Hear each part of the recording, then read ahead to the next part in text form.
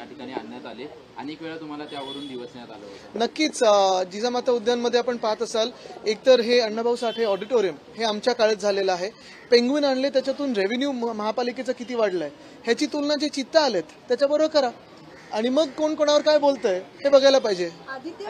महापालिकेचं तुम्ही बोलता आहात त्याच महापालिकेच्या 2000हून अधिक जास्तीच्या एफडी ज्या आहेत त्या तोडण्यात आलेल्या माहिती नाही. आपण एक पाहिलं असेल, मी हे नेहमी सांगत असतो की 1997 मध्ये आर्थिक तूट इथपासून सुरुवात करून साधारणपणे 2022 पर्यंत 92,000 कोटीचे सरप्लस फिक्स डिपॉझिट हे आपण निर्माण केले होते आणि ते सगळे फिक्स डिपॉझिट आपण प्रत्येक बजेटमध्ये प्रत्येक अर्थसंकल्पात दाखवायचो कुठच्या प्रोजेक्टला लिंक आहेत. मग कोस्टल रोड असेल, GMLR असेल, सिवेज ट्रीटमेंट प्लांट असतील, पेन्शन फंड असेल, हे सगळ्यात दाखवायचो. आता जी परिस्थिती उद्भवलेली आहे मुंबईवर, आपण पाहतोय की गेल्या 2 वर्षात साधारणपणे 2 लाख कोटी एवढी आर्थिक तूट ही निर्माण झालेली आहे, कमिटेड लायबिलिटी निर्माण झालेली आहेत. मागच्या वर्षी देखील रस्त्याचा घोटाळा असेल, ह्या वर्षीचा असेल, सॅनिटरी पॅड वेंडिंग मशीनचा स्कॅम असेल, हे सगळे स्कॅम जर घेतले आपण तर हे पैसे कॉन्ट्रॅक्टर्सच्या खिशात गेलेत, पण अजूनही एक सुद्धा रस्ता पूर्ण झालेला दिसत नाही, एक सुद्धा काम पूर्ण झालेलं दिसत नाही. मुद्दा हाच राहतो की हे सगळं जे ओझं आहे ते मुंबईकरांच्या खांद्यावर येणार आहे.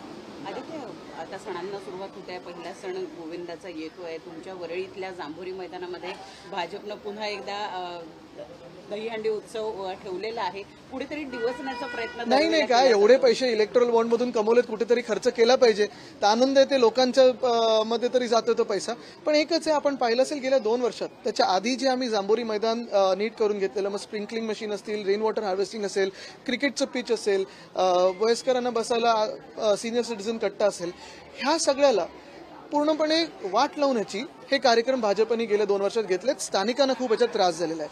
आता आम्ही काही बोलू इच्छित नाही, पण स्थानिकांना माहिती आहे हा पूर्ण त्रास जो होत आहे तो कोणामुळे होत आहे आणि तो आम्ही सरकारानंतर त्याचं नक्कीच दखल घेऊ. अफजल खानाचा देखावा जो आहे तो त्या ठिकाणी विशेष आकर्षण ठेवलेलं आहे. जांभोरी मैदानामध्ये दहीहंडीचं आयोजन करण्यात म्हणजे भाजपबद्दलच बोलतात, जे अफजल खानासारखे चालून येतात महाराष्ट्रावर त्यांच्याबद्दलच ते बोलत आहेत.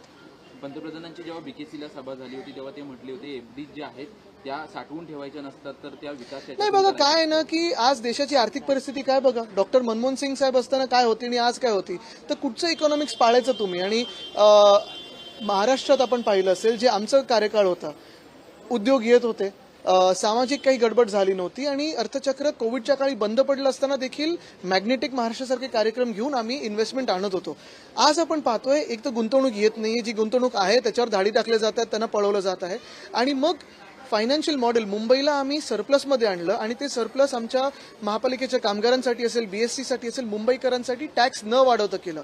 ह्याच उलट जर आपण पाहिलं असेल तर भाजपचेच जे लोक आहेत जे भाजपच्या अर्थसंकल्पावर बोलतात किंवा आत्ताच्या ह्या केंद्र सरकारच्या अर्थसंकल्पावर बोलतात, त्याची तुलना करा. तर मला वाटतं हा चुकीचा कॉन्सेप्ट आहे की फिक्स डिपॉझिट असणं चुकीचं. त्याच्यात देशाची हालत काय झाली, PSU विकायला निघालेले आहेत आणि मग एकाच उद्योगपती मित्राच्या घशात सगळं घालायचं, हे काही ही आर्थिक प्लॅनिंग होऊ शकत नाही. आदित्य, तुमचे काका म्हणजे मनसेचे अध्यक्ष 5 दिवस विदर्भ दौऱ्यावर होते. या दौऱ्यादरम्यान त्यांनी त्यांच्याच मित्रांना अनेक योजनांवरनं, लाडकी बहीण योजना असेल किंवा जे स्टायपंड दिलं जात आहे त्याच्यावरून चिमटे काढलेले, लोकांना हाताला काम द्या, पैसे देणं हा काही पर्याय नाही असं ते म्हणतात. मला वाटतं अरविंद काका पण तेच बोलतात विदर्भात जाऊन. त्यांचं म्हणणं आहे की 2 महिने आतापर्यंत लाडकी बहीणचे पैसे येतील, पुढच्या महिन्यात तुम्हाला पैसेच येणार नाहीत.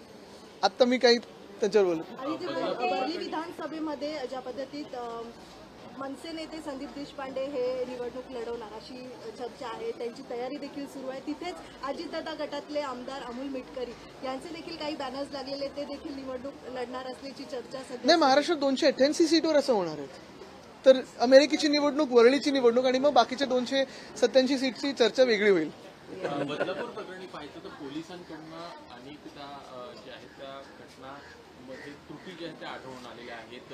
जी पीडित आहेत त्यांना कुठेतरी त्रास होतो आहे, तो देखील आपल्याला यामध्ये होताना पाहायला मिळतो. नक्कीच पहिली चौकशी ही झाली पाहिजे की 6 दिवस FIR घेण्यासाठी का झाले, पोलिसांवर दबाव कोणाचा होता. कारण आपण पाहतो नेहमी की काही घटना घडली की अधिकाऱ्यांना आपण बदली करून टाकतो, कोणाला सस्पेंड करून टाकतो, पण राजकीय प्रेशर कोणाचं होतं ह्याचा विचार कोणी केलाय का? ती शाळा कोणाची आहे, ती शाळा कोणाची असताना ते आपटे नावाचे जे गृहस्थ, जे ट्रस्टी आहेत ते पुढे आलेत का? बरं, ज्या दिवशी FIR घेतली त्या दिवशी देखील 10 तास त्या महिलेला का बसवलं तिथे?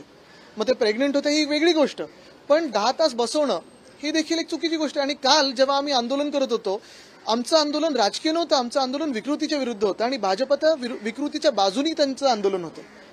हा फरक तुम्ही लक्षात घ्या. त्या दिवशी लाठीचार्ज झाला, तो लाठीचार्ज कोणी आदेश दिले अजून देखील पुढे आले हो, नाही. पण हे मी सांगितलंच आहे, वारकऱ्यांवर लाठीचार्ज झाले त्या महाराष्ट्रामध्ये, जरांगे साहेबांवर लाठीचार्ज झालेला आहे, त्याचा आदेश कोणी दिला होता?